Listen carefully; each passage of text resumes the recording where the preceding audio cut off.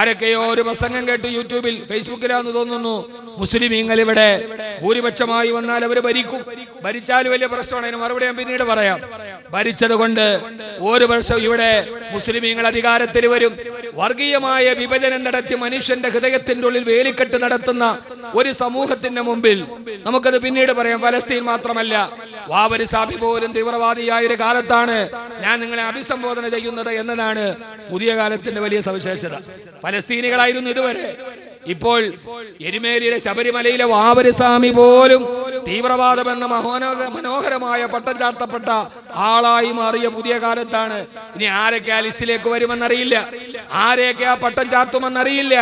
അങ്ങനെ കേൾക്കാൻ ഇമ്പകരമുള്ള ഒരു പട്ടമായി ആർക്ക് ചാർത്തിക്കൊടുക്കാൻ പറ്റുന്ന സവിശേഷ പദമായി ആ വാദം അങ്ങനെ മാറുകയാണ്.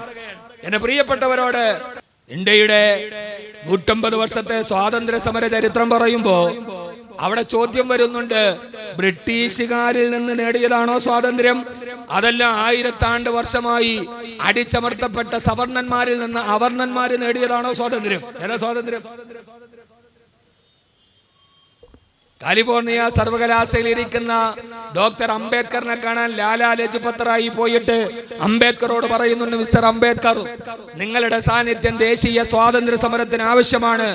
അതുകൊണ്ട് നിങ്ങൾ ബ്രിട്ടീഷുകാരെ നാട്ടിൽ നിന്ന് തുരത്തി ഓടിച്ച് സ്വാതന്ത്ര്യം നേടാൻ അംബേദ്കറിനെ കാലിഫോർണിയ സർവകലാശാലയിൽ നിന്ന് ലാലാ ലജ്പത് റായ് ക്ഷണിക്കുമ്പോ അംബേദ്കർ ചോദിക്കുന്ന ഒരു ചോദ്യമുണ്ട്, അതെയല്ലേ നിങ്ങൾ എന്നെ ക്ഷണിക്കാൻ വന്നതാണോ? 150 വർഷം ബ്രിട്ടീഷുകാരന്റെ കീഴിൽ സ്വാതന്ത്ര്യം നഷ്ടപ്പെട്ടപ്പോൾ നിങ്ങൾക്ക് വേദനിച്ചുവല്ലേ? എന്റെ വർഗം കീഴാളരായ ദളിതന്മാർ 1000 വർഷമായിട്ട് അനുഭവിക്കുന്ന വേദന നിങ്ങൾക്കൊരു വേദനയല്ല, അവരുടെ പാരതന്ത്ര്യം നിങ്ങൾക്കൊരു പാരതന്ത്രമല്ല. നിങ്ങൾക്കിപ്പോൾ 150 വർഷമായെങ്കിൽ വേദനിക്കുന്നെങ്കിൽ 1000 വർഷമായി ജാതിയുടെ പേരിൽ, നിറം കറുത്തതിന്റെ പേരിൽ, വർഗത്തിന്റെ പേരിൽ എന്റെ സമൂഹം അനുഭവിക്കുന്ന ഒരു പാരതന്ത്ര്യത്തെ നിങ്ങൾക്ക് മനസ്സിലാകുന്നുണ്ടോ എന്ന് ചോദിക്കുന്നുണ്ട്.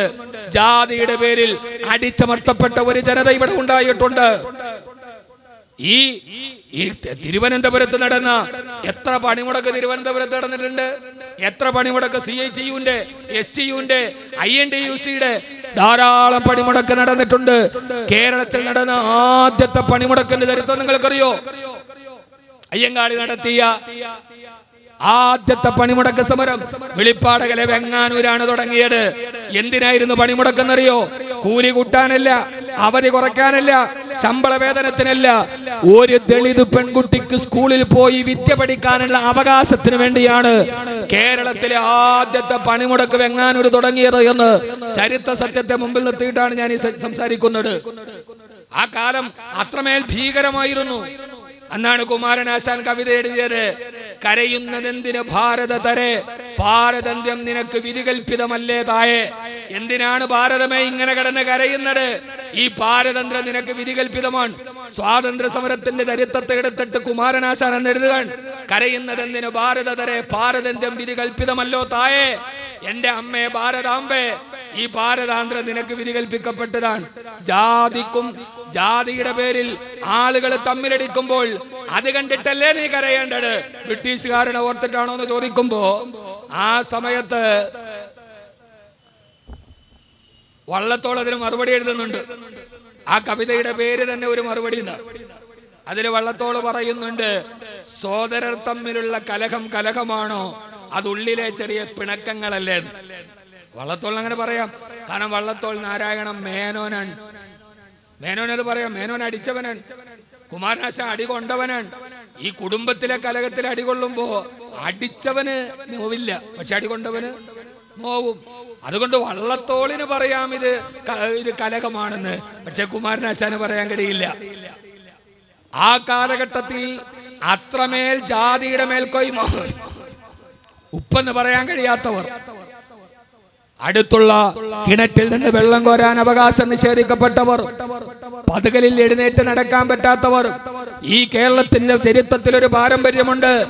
പകൽ റോഡിലൂടെ നടന്നു പോയാൽ സൂര്യന്റെ ചൂടേറ്റിട്ട് സൂര്യപ്രകാശത്തിൽ തണൽ വരുന്നത് കൊണ്ട് ആ തണൽ ഒരു മേൽജാതിക്കാരന്റെ ശരീരത്തിൽ വന്നാൽ അതവന് വലിയ പ്രശ്നമാകുന്നത് കൊണ്ട് പകൽ വെളിച്ചത്തിൽ വെളിയിലിറങ്ങാൻ കഴിയാതെ പൊന്തക്കാടുകളിൽ ഒളിച്ചിരുന്ന ഈ കേരളത്തിലെ ഒരു സമൂഹത്തിന്റെ പ്രതിനിധിയുണ്ട്.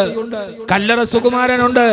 സ്വന്തം അമ്മ മരിച്ചുപോയ അമ്മയുടെ മൃതദേഹം കുഴിച്ചിടാൻ അരത്തുണ്ട് ഭൂമിയില്ലാതെ താൻ വർഷങ്ങളായി ജോലി ചെയ്യുന്ന യജമാനന്റെ മുമ്പിൽ പോയി അമ്മയുടെ മൃതദേഹം കയ്യിൽ പിടിച്ചിട്ട് അമ്മയുടെ ശരീരം കുഴിച്ചിടാൻ 6 അടി മണ്ണ് വേണമെന്ന് പറഞ്ഞപ്പോ കൊടുത്തില്ലെന്ന് മാത്രമല്ല, കൂട്ടിൽ കിടക്കുന്ന നായ അഴിച്ചുവിട്ട് തന്റെ അമ്മയുടെ തണുത്തുറഞ്ഞ മൃതശരീരം കടിച്ചു നീറാൻ വേട്ടനായ്ക്കൾ പാഞ്ഞു വരുമ്പോ ആ സമയത്ത് അമ്മയുടെ ശരീരവും കയ്യിൽ പിടിച്ചോടി സ്വന്തം അമ്മയുടെ മൃതശരീരം കുരിച്ചിടാൻ 1/2 സെന്റ് ഭൂമിയില്ലാതെ വേമ്പനാട്ട് കായലിലേക്ക് കല്ല് കെട്ടി വലിച്ചെറിഞ്ഞിട്ട് എന്റെ അമ്മയ്ക്കൊരു പിടി മണ്ണ് വേണം, എനിക്കിന്നൊരു പിടി മണ്ണ് വേണം, എന്റെ അമ്മയ്ക്കൊരു പട്ടട തീർക്കുവാനെന്ന് മണ്ണ് എന്ന കവിത എഴുതിയ കല്ലറ സുകുമാരൻ ജീവിച്ചിരുന്നത് അത്ര അകലെയൊന്നുമല്ല.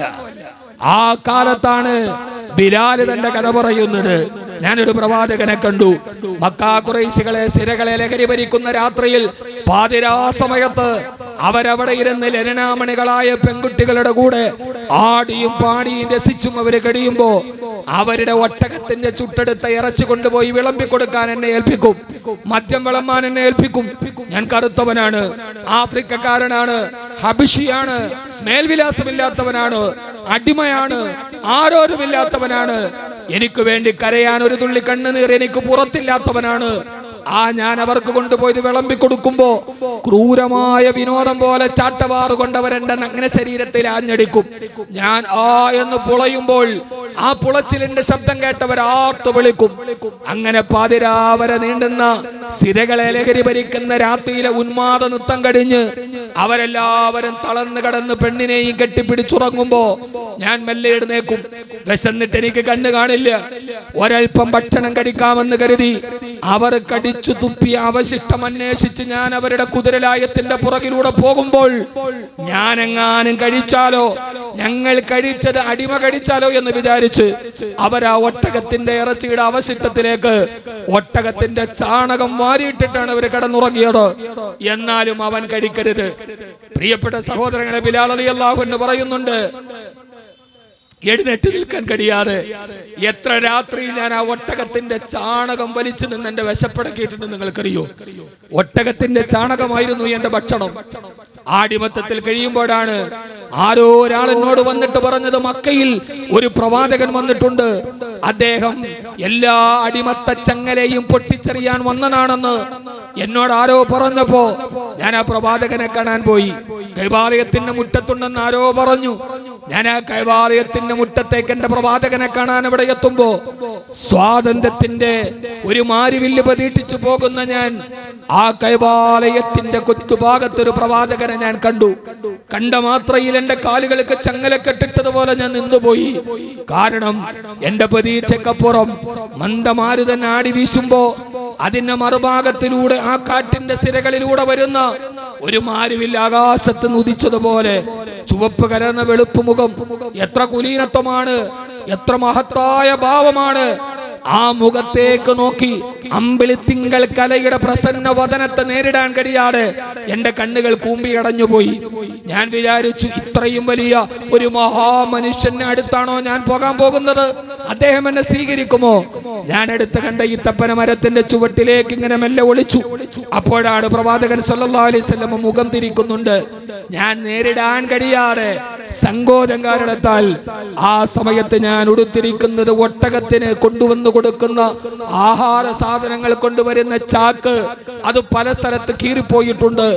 ആ ചാക്ക് തുന്നിക്കെട്ടിയിട്ട് ഞാൻ എന്റെ മാറു മാത്രം എന്റെ ശരീരത്തിന് അർദ്ധഭാഗം മറച്ചിട്ടുണ്ട്. കീറിക്കെട്ടിയ ഒരു ചാക്കും ധരിച്ചുകൊണ്ട് നടക്കുന്ന ഞാൻ എങ്ങനെയാണ് ഈ മനുഷ്യന്റെ മുമ്പിലേക്ക് പോവുക? ഹബീബ് തിരിഞ്ഞു നോക്കുന്നത് കണ്ടപ്പോ ആ നോട്ടത്തെ നേരിടാൻ കഴിയാതെ ഞാൻ ഈത്തപ്പന മരത്തിന്റെ ചുവട്ടിലേക്ക് മറഞ്ഞു. കുറച്ചു കഴിഞ്ഞപ്പോൾ ഞാൻ വീണ്ടും ബിലാൽ റളിയല്ലാഹു അൻഹു പറയാണ്, ഞാൻ ഇങ്ങനെ കൊച്ചു കുട്ടികൾ നോക്കുന്നത് പോലെ, ഒളിച്ചുകളി മത്സരത്തിൽ നോക്കുന്നത് പോലെ ഞാൻ ആ ഈത്തപ്പന മരത്തിന്റെ സൈഡിൽ നിന്ന് മെല്ലെ ഒന്ന് തലയിട്ട് നോക്കിയപ്പോൾ ഹബീബ് അവിടേക്ക് തന്നെ നോക്കിക്കൊണ്ടിരിക്കുകയാണ്. എന്റെ കണ്ണദ്ദേഹത്തിന്റെ കണ്ണിൽ ഉടക്കി ഒരു ചെറിയ മന്ദഹാസത്തോടെ ആ പ്രവാചകൻ സല്ലല്ലാഹു അലൈഹി വസല്ലം എന്റെ വിരലുകൾ ഇങ്ങനെ ആട്ടി, ഇവിടേക്ക് വരൂ. അവിശ്വസനീയമാം വിധം ആ താരാട്ട് പാടുന്നത് പോലെ ആ സ്നേഹത്തിന്റെ കൈവിരലുകൾ എന്നെ മാടി വിളിച്ചപ്പോ ഞാൻ യാന്ത്രികതയോടെ നടന്നു.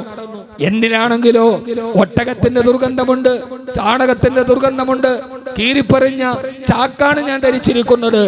ഞാൻ ആ പ്രവാചകന്റെ അടുക്കലേക്ക് മെല്ലെ മെല്ലെ ഇങ്ങനെ നടന്നു പോയപ്പോ അടുത്തെത്തിയതും ദുർഗന്ധഗാനത്താൽ ഞാൻ അകന്നു നിന്നു.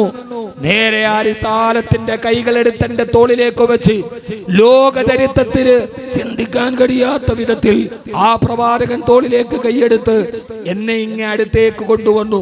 ബിലാൽ റളിയല്ലാഹു അൻഹു പറയാൻ, എന്നിട്ട് എന്നെ നെഞ്ചിലേക്ക് ഇങ്ങനെ ചേർത്തു. എന്നോട് ചോദിച്ചു, അതാ ബിലാൽ, നിങ്ങൾ ബിലാലാണല്ലേ, ആഫ്രിക്കക്കാരനാണല്ലേ? ബിലാൽ റളിയല്ലാഹു അൻഹു പറയുന്നുണ്ട്, ആദ്യമായിട്ടാണ് ഒരാൾ എന്റെ പേര് വിളിക്കുന്നത്. എനിക്ക് പേരുണ്ടായിരുന്നില്ല, ആദ്യമായിട്ടാണ് ഒരാൾ പേര് വിളിക്കുന്നത്.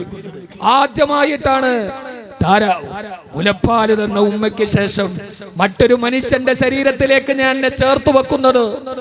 ആദ്യമായിട്ട് എന്നോട് സന്തോഷത്തോടെ മുഖത്ത് നോക്കി ഒരാൾ ചിന്തിക്കുന്നത്.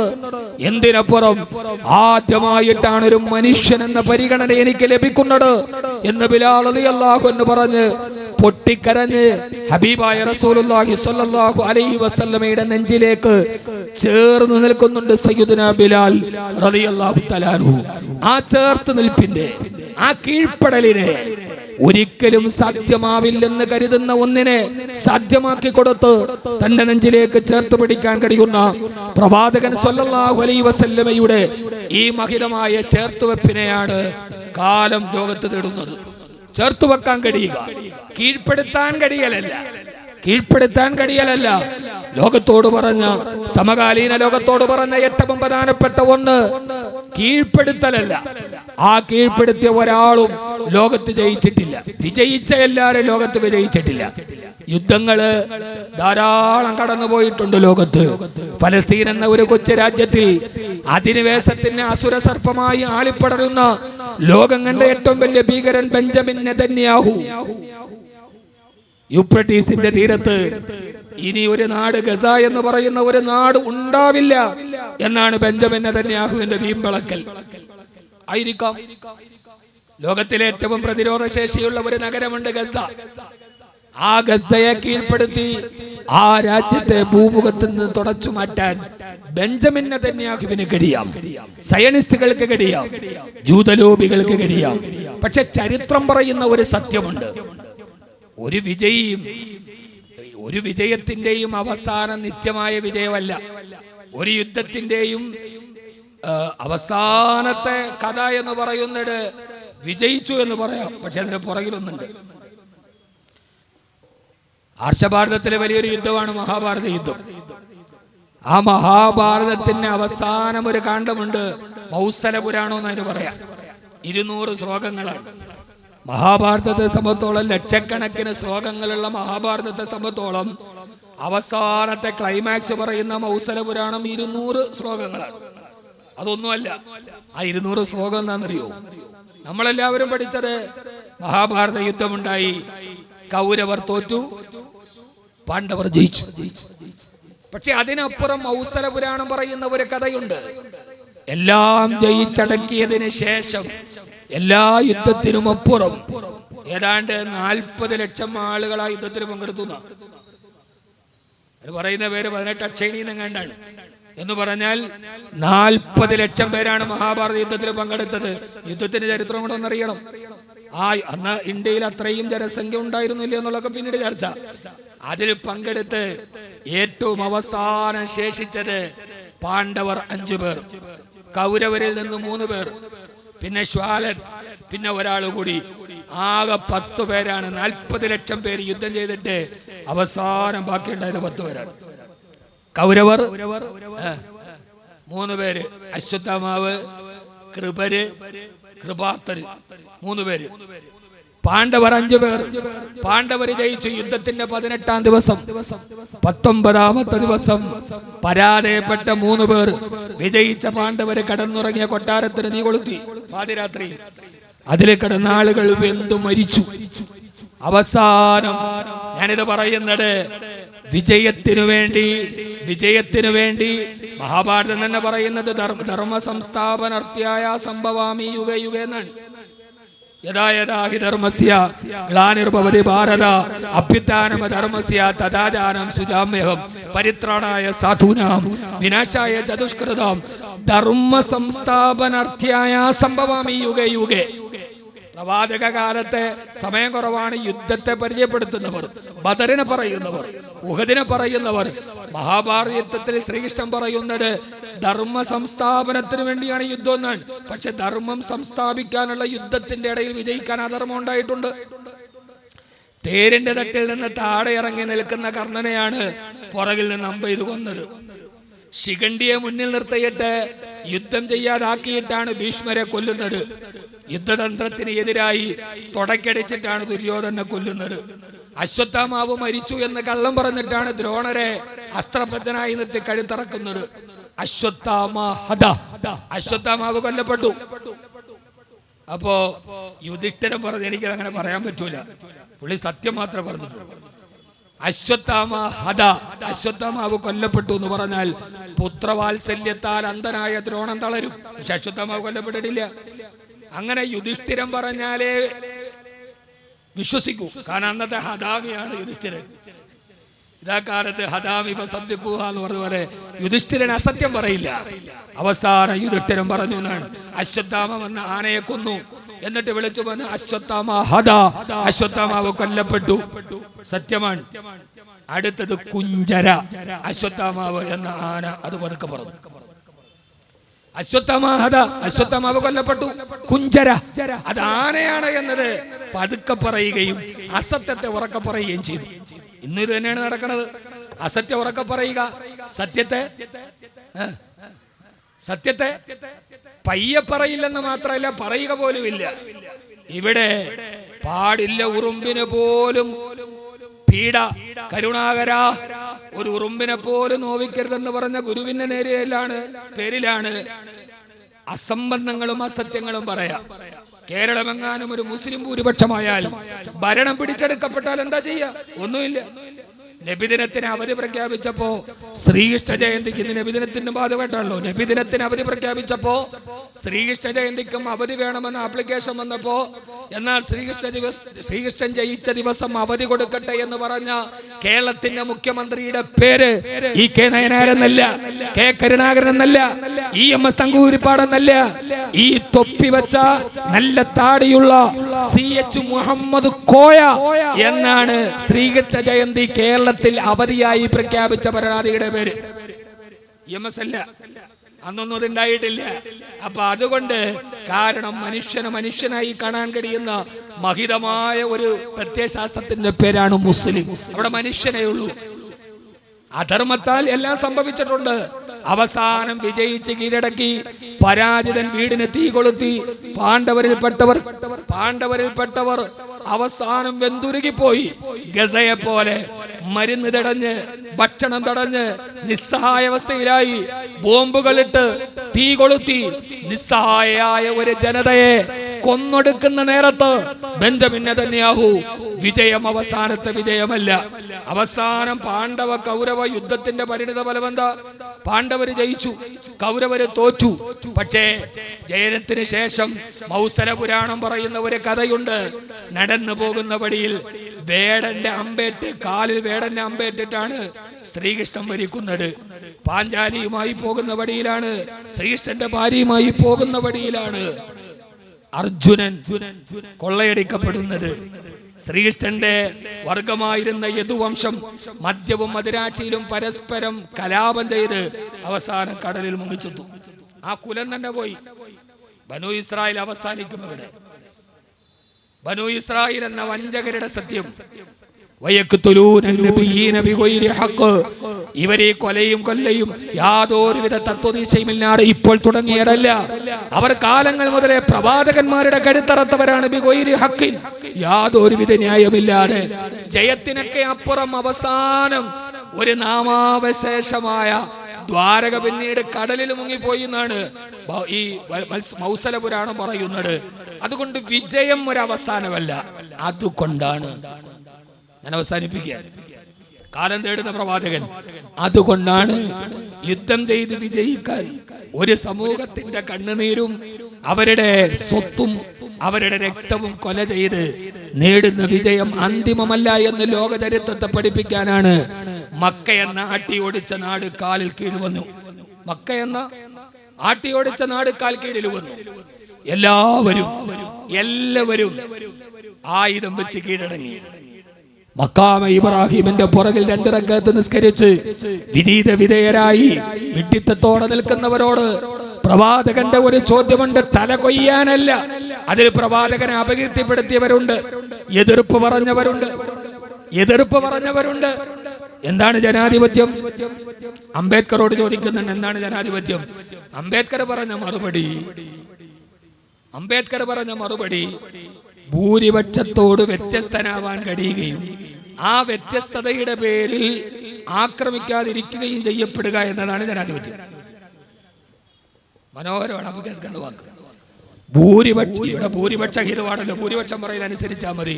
അംബേദ്കർ പറയുന്നുണ്ട് ഭൂരിപക്ഷത്തോട് വിയോജിക്കാൻ കഴിയുകയും ആ വിയോജിപ്പിന്റെ പേരിൽ വേട്ടയാടപ്പെടാതിരിക്കുകയും ചെയ്യുന്നതിനാണ് ജനാധിപത്യം എന്ന് പറയുന്നത്.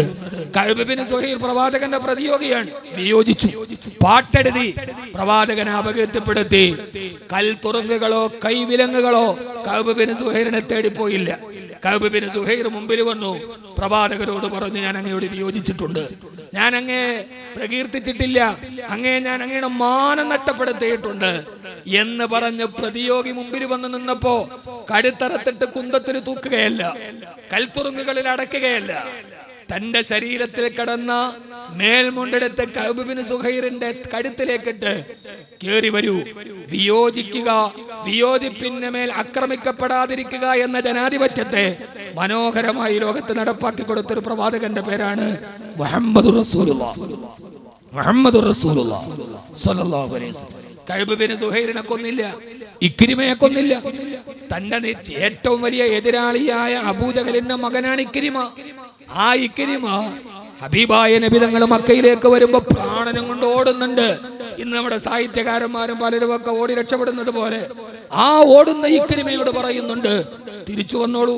ഭാര്യ വന്ന് പറയുന്നുണ്ട്, എന്റെ ഭർത്താവ് നിങ്ങളെ പേടിച്ച് നിങ്ങൾ പ്രതികാരം നടത്തുമെന്ന് വിചാരിച്ചിട്ട് ഓടുകയാണ്, നിങ്ങൾ മാപ്പ് കൊടുക്കണം. ആ വിധവയാകാൻ പോകുന്ന സ്ത്രീയുടെ കണ്ണീര് കണ്ട് മാപ്പ് കൊടുത്ത് ഇക്രിമ വരുമ്പോ ഹബീബായ നബി സല്ലല്ലാഹു അലൈഹി വസല്ലം ചേർത്ത് പിടിക്കുന്നുണ്ട്. ലക്ഷക്കണക്കിന് എതിരാളികൾ, ജന്മനാട്ടിൽ നിന്ന് ആട്ടിയോടിച്ചവർ, തന്റെ ബിലാലിനെ മലത്തിക്കടത്ത് പീഡിപ്പിച്ചവർ, തന്റെ മകളുടെ മരണത്തിന് കാരണമായവർ, എല്ലാവരും ഇങ്ങനെ പേടിച്ചു നിൽക്കുമ്പോ അവിടെ നിങ്ങൾ കൗരവരെയും പാണ്ഡവരെയുമല്ല, കാലത്തിന്റെ വിളംബരം ലോകത്ത് പറഞ്ഞ പ്രവാചകൻ പറഞ്ഞത്, ഇദ്ഹബൂ ഫഅൻതുമുത്തുലഖാഉ, നിങ്ങൾക്ക് മരണമില്ല, പ്രതികാരമില്ല. നിങ്ങളോട് എനിക്ക് പറയാനുള്ളത് ഇദ്ഹബൂ ഫഅൻതുമുത്തുലഖാഉ, നിരുപാധികം നിങ്ങളെ വിട്ടയച്ചിരിക്കുന്നു എന്നാണ്.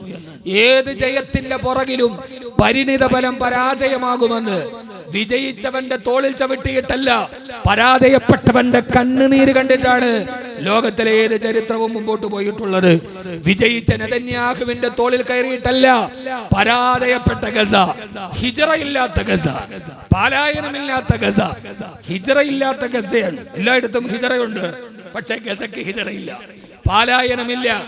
അപ്പുറത്ത് നിൽക്കുന്ന ഇസ്രയേലിന്റെ, അമേരിക്കയുടെ ജാരസന്ധമായ ഇസ്രയേൽ ജൂദായിസത്തിന് ട്രിപ്പിൾ പാസ്പോർട്ട് സംഘടിപ്പിച്ച് കീശയിൽ വെച്ച് അപ്പുറത്തൊരു പടക്കം പൊട്ടിയാൽ UK-യിലേക്കും ലോസ് ആഞ്ചലസിലേക്കും ഓടിപ്പായുന്ന ജൂതന്മാരുടെ മുമ്പിൽ ഹിജ്റയില്ലാത്ത, പാലായനമില്ലാത്ത 8 കിലോമീറ്റർ നീളമുള്ള ഗസക്കുള്ളിൽ ഒരു കല്ലും കവടയുമായിട്ട് നിൽക്കുന്ന ഫലസ്തീനിലെ പാവപ്പെട്ട പോരാളികളുണ്ട്. അവർക്ക് പലായനമില്ല, അവർക്ക് ഡബിൾ പാസ്പോർട്ട് ഇല്ല, അവർ തിരിഞ്ഞോടുന്നവരല്ല. ആയുധത്തിന്റെ മുന്നിൽ നെഞ്ചുവിരിച്ച് ഇന്തിഫാദയിലൂടെ നിൽക്കുന്ന ഫലസ്തീനികളെ നിങ്ങൾക്ക് കഴുത്തറക്കാം, നിങ്ങൾക്ക് കല്ലെറിയാം, അവരുടെ വീടുകൾ ബുൾഡോസർ വെച്ച് തകർത്തെറിയാം. പക്ഷെ ഏരിയൽ ഷെറോണിനെ കാത്തിരുന്നത്, കംബോഡിയയിൽ മനുഷ്യന്റെ കഴുത്തറത്ത് സിംഹാസനം പടുത പോൾ പോട്ടിനെ കാത്തെടുത്തത്, ഈ ജൂദായിസത്തിന്റെ മുകളിൽ നിന്ന് ചരിത്രത്തിലെ ഏകാധിപതിയായ ഹിറ്റ്ലറിനെ കാത്തെടുത്തത്, അവസാനം അഡോൾഫ് ഹിറ്റ്ലർ ഏകാധിപതിയായി വീഴുമ്പോഴും 1947 ആത്മഹത്യ ചെയ്യുന്ന സമയത്ത് അഡോൾഫ് ഹിറ്റ്ലറിന് മുമ്പിൽ ഒരു വളർത്തു പട്ടി മാത്രമാണുള്ളതെങ്കിൽ നെതന്യാഹുവിന് ഒരു വളർത്തുപട്ടിയുടെ താരാട്ടുപാട്ട് കേൾക്കാൻ അവസരമുണ്ടാവില്ല. വിജയിച്ചു എന്ന് അവകാശപ്പെടുമ്പോഴും അതിന്റെ പുറകിൽ ഒരു പരാജയമുണ്ട്. ആ പരാജയം ആത്യന്തിക പരാജയമാണ്. അതുകൊണ്ടാണ് ലോകത്തിലെ ഏറ്റവും വലിയ രക്തരൂക്ഷിത യുദ്ധം നടത്താൻ അവസരം കിട്ടിയത് എന്റെ ഹബീബായ നബി തങ്ങൾക്കാണ്. കഅബാലയത്തിന്റെ മുമ്പിൽ തലകുനിച്ച് വെട്ടിയെടുത്തോളൂ എന്ന് പറയുമ്പോ എനിക്ക് വിജയിക്കേണ്ടത് ഈ വിട്ടുവീഴ്ചയിലൂടെയാണെന്ന് പറഞ്ഞു കൊടുത്ത് അവസാനം വരെ വരുന്ന മനുഷ്യകുലത്തിനോട് നന്മ പ്രവർത്തിക്കാൻ പറഞ്ഞു. എല്ലാവർക്കും അറിയാം ഈ ചരിത്രം, എല്ലാവർക്കും ഈ ചരിത്രം അറിയാം. പക്ഷേ അവരതിനെതിരെ കണ്ണടക്കിയാണ്. ധൃതരാഷ്ട്രനെ പോലെ മഹാഭാരതത്തിലൊരു കഥാപാത്രമുണ്ട്, ധൃതരാഷ്ട്ര. അന്ധനാണ്. അവസാനം അയാൾ മരിക്കാൻ നേരത്ത് അയാളുടെ ഭാര്യ ഗാന്ധാരിയോട് പറയുന്നുണ്ട്, ഗാന്ധാരി, എന്നെ നീ കല്യാണം കഴിക്കുമ്പോ ഞാൻ അന്ധനാന്ന് നിനക്കറിയില്ല. എനിക്ക് എന്റെ ഭർത്താവ് കാണാത്തതൊക്കെ കാണണ്ടെന്നവന് നീ തുണി കൊണ്ട് കണ്ണു മൂടിക്കെട്ടി. അപ്പോൾ എനിക്ക് നിന്നെ വിലക്കാമായിരുന്നു. നീ മൂടിക്കെട്ടണ്ട, നിനക്ക് ദൈവം തന്ന കണ്ണ് തുറന്നോളൂ എന്ന് എനിക്ക് പറയാമായിരുന്നു. ഞാൻ സമ്മതിച്ചില്ല. എന്റെ കണ്ണ് കാണാൻ പറ്റാത്ത വൈകല്യത്തിന്റെ പേരിൽ നൂറുകണക്കിന് ആളുകളെ ഞാൻ കൊന്നൊടുക്കി. ധാരാളം അധർമ്മം ഞാൻ ചെയ്തിട്ടുണ്ട്. മരിക്കാൻ നേരത്ത് പറയുന്നുണ്ട്, എനിക്ക് മാപ്പ് തരണം. ധൃതരാഷ്ട്ര പറയുന്നുണ്ട്, അദ്ദേഹം അന്ധനാണ്. അന്ധനാകുന്ന ഒരു കഥയുണ്ട്, അതൊക്കെ നമുക്ക് ഇപ്പൊ സംസാരിക്കാനുള്ള അംബികയും അമ്പാലികയും ചേർന്നിട്ടുള്ളൊരു കഥയാണ്. ധൃതരാഷ്ട്ര പറയുന്ന ഒന്നുണ്ട്, ജ്ഞാനമേ ധർമ്മ, നിജമേ പ്രവൃത്തി. ജ്ഞാനമേ അധർമ്മ, നിജമേ നിവർത്തി. അങ്ങനെ കുറെ ധൃതരാഷ്ട്രമാര് നമ്മുടെ ഇടയിൽ മഞ്ഞയോ ഒക്കെ ഇട്ടിട്ട് ഇങ്ങനെ അണിഞ്ഞു നടക്കുന്നുണ്ട്. മഞ്ഞയാവാം, പല വർണ്ണങ്ങളാവാം. അന്ധനായി പോയതിന്റെ പേരിൽ ഞാനൊന്നും ചെയ്തിട്ടല്ല, നമ്മളാരും ചെയ്തിട്ടല്ല അവര് വിദ്യാഭ്യാസത്തിന് പുറകിൽ പോയത്, നമ്മളാരും ചെയ്തിട്ടല്ല അവര് പുറകോട്ട് പോയത്. സ്വയം കൃതാനർത്ഥം കാരണത്താൽ നഷ്ടപ്പെട്ടു പോയത് മറ്റൊരുത്തിന് കിട്ടുമ്പോഴുണ്ടാകുന്ന അസൂയയുള്ള ധൃതരാഷ്ട്രന്മാരുണ്ട് ഇവിടെ. ജ്ഞാനമേ ധർമ്മ, നിജമേ പ്രവൃത്തി. ജ്ഞാനമേ അധർമ്മ, നിജമേ നിവർത്തി. സത്യം അതാണെന്നറിയാം, ജ്ഞാനമേ ധർമ്മ, ധർമ്മം അതാണെന്നറിയാം. പക്ഷെ നിജമേ പ്രവൃത്തി, അത് പ്രവർത്തിക്കാൻ പറ്റണില്ല. ജ്ഞാനമേ അധർമ്മ, അത് അധർമ്മമാണെന്നറിയാം, പറയുന്നത് തെറ്റാണെന്നറിയാം. പക്ഷെ നിജമേ നിവർത്തി, പറയാതിരിക്കാൻ നിവൃത്തിയില്ല. അങ്ങനെ ചില കെട്ടുകളുണ്ട്. ധർമ്മമാണെന്നറിയാം, പ്രവർത്തിക്കാൻ കഴിയുന്നില്ല. അധർമ്മമാണെന്നറിയാം, മാറി നിൽക്കാൻ കഴിയുന്നില്ല. അധർമ്മങ്ങളെ പ്രവർത്തിക്കുകയും സ്വയം കണ്ണുകെട്ടി അവനവന്റെ അന്ധതയുടെ കാരണം മറ്റൊരാളാണെന്ന് കരുതി ലോകത്തോട് വൈരാഗ്യം തീർക്കുന്ന ഒരു ജനതയുടെ മുമ്പിൽ വന്ന് മുട്ടുകുത്തിയവരുടെ മുമ്പിൽ പോലും ഞാൻ നിങ്ങളോട് പ്രതികാരം ചോദിക്കില്ലെന്ന് പറഞ്ഞ് കാലത്തിന് മേൽ ആഗ്രഹിക്കുന്ന ബെഞ്ചമിൻ നെതന്യാഹുവിന്റെ മുമ്പിൽ നെതന്യാഹുവിനെ കാത്തു നിൽക്കുന്നത് പോൾ പോട്ടിന്റെ, റുഷ്ചേവിന്റെ എല്ലാം തകർന്ന് തരിപ്പണമാകുന്ന ഒരു ലോകത്തിന്റെ ഗതിയാണ്. പ്രവാചകൻ അങ്ങനെയായിരുന്നില്ല. ആ പ്രവാചകനെ നിങ്ങളൊന്ന് ആലോചിച്ചു നോക്കൂ. ഞാൻ അവസാനിപ്പിക്കുകയാണ്. ആ പ്രവാചകനെതിരെ വൃദ്ധന്മാരുടെ പ്രക്ഷോഭം ഉണ്ടായില്ല. ആ പ്രവാചകനെതിരെ യുവാക്കളുടെ പ്രതിഷേധം ഉണ്ടായില്ല.